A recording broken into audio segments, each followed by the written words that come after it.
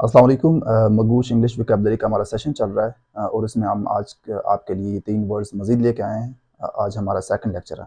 तो हमारा जो आज का 4th वर्ड है इस सेशन का वो है अपग्रेड। जो 5th वर्ड है वो है एक्सटेंट।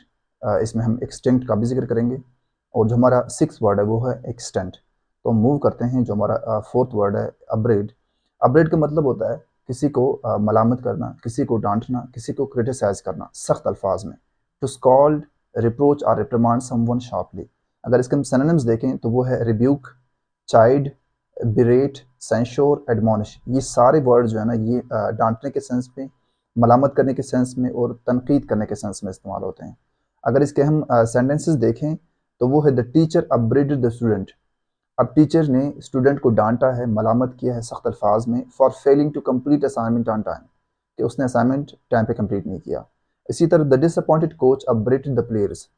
जो कोच हैं उसने प्लेयर्स को डांटा है for their lack of effort on field, उन्होंने फील्ड के ऊपर ठीक से परफॉर्म नहीं किया। ठीक है, तो ये था हमारा अपग्रेड। अब जो हमारा 4th वर्ड है वो है एक्सटेंट।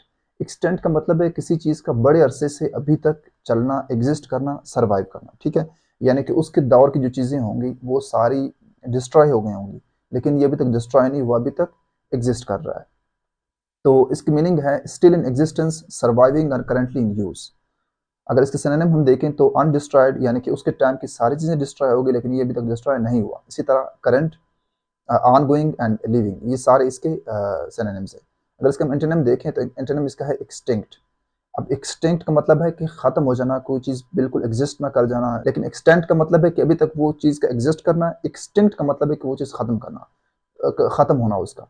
तो ये दोनों वर्ड्स एक दूसरे के डायरेक्टली अपोजिट हैं। एग्जाम पॉइंट ऑफ व्यू से ये बहुत ज़्यादा अहम है, क्योंकि अगर इनके हम सेंटेंसेस देखें तो ये है कि the ancient ruins are still extent.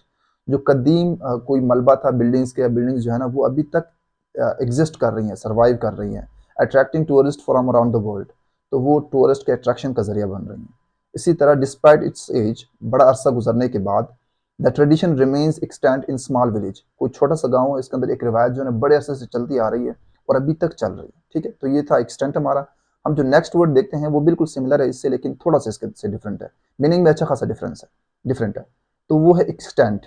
अब एक्सटेंट मतलब है किसी चीज़ की लिमिट, किसी चीज़ की मैग्नीट्यूड, किसी चीज़ का स्केल, किसी चीज़ का हद, कितना कोई वो चीज़ हुआ है। ठीक है, वो बता तखमीना लगाना कि वो चीज़ उसका कितना नुकसान हुआ है, कितना फ़ायदा हुआ है, क्या कुछ हुआ है, एक लिमिट बताते हैं। ठीक है, एक हद का बताते हैं।